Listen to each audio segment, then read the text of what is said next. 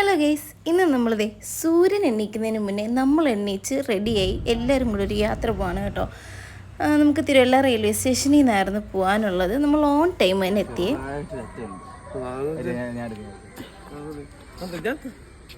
കിട്ടി അടിച്ചു പോയില്ലല്ലോ.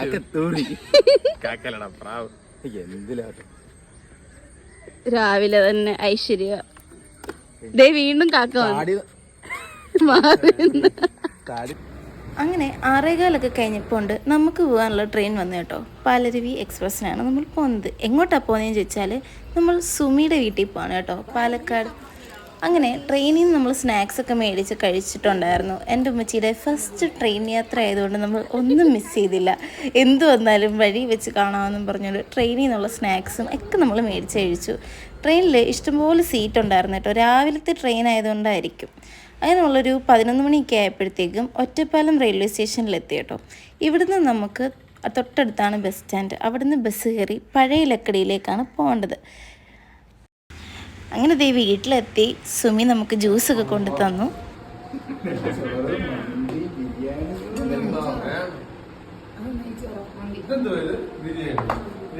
പാലക്കാട് ബിരിയാണി, റാവത്തർ ബിരിയാണി, കായ്ക്കറി, ചട്നി.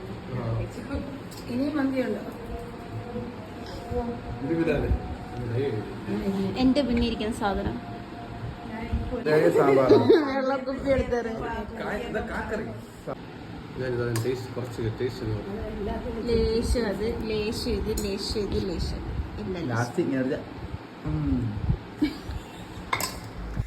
ഫുഡൊക്കെ കഴിച്ച് കുറച്ച് നേരം റെസ്റ്റൊക്കെ എടുത്തിട്ട് നമ്മൾ ഇതേ ടെറസിൽ വന്നു കേട്ടോ, നമ്മുടെ ഡ്രാഗൺ ഫ്രൂട്ടും റോസയും ഒക്കെ കാണാൻ വേണ്ടിയിട്ട്. അത് കഴിഞ്ഞ് നമ്മൾ കുറച്ച് നേരം പായസമൊക്കെ കുടിച്ച് അവിടെ ഇരുന്നു. എന്നിട്ട് നമ്മൾ തിരിച്ചു പോവാണ് കേട്ടോ. ഇന്ന് തന്നെ നമുക്ക് തിരിച്ചു പോകണം.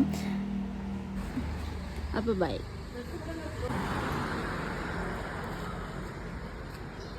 അളിനെ കണ്ടു പോണു. Bye bye. യെസ് ബൈ അളിയ. അല്ല, ഇങ്ങോട്ട് വന്നപ്പോ ഇങ്ങോട്ട് വന്നപ്പോ കൈ വീശി വന്നു. അങ്ങോട്ട് പോകുമ്പോ രണ്ട്.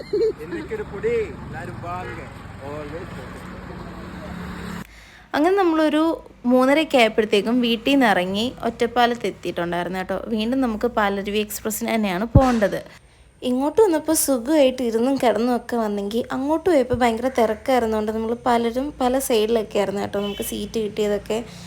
അങ്ങനെ നമ്മൾ 8:30 ആയപ്പോഴത്തേക്കും തിരുവല്ലയിൽ വന്നു. അവിടെ നിന്ന് നേരെ വീട്ടിലെത്തി. അപ്പം ഇത്രയേ ഉള്ളൂ. ബൈ.